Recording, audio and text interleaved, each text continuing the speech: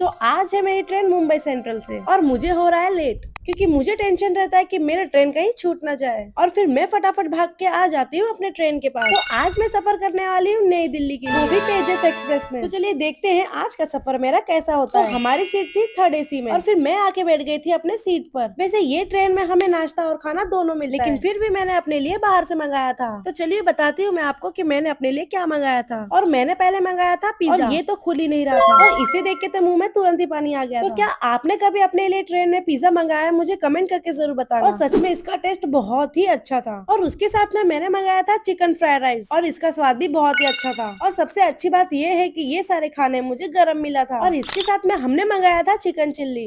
वैसे ये बहुत ही ज्यादा गरम था। खाना खाने के बाद मैं चली गई थी सीधा सोने और फिर सुबह उठ के देखा तो हमारा स्टेशन आ चुका था। तो अपना बैग उठा के हम चल दिए बाहर की तरफ। तो मिलते हैं आपको नेक्स्ट व्लॉग में। सब्सक्राइब करना मत भूलना क्योंकि 1K के बहुत नजदीक है। तो बाय।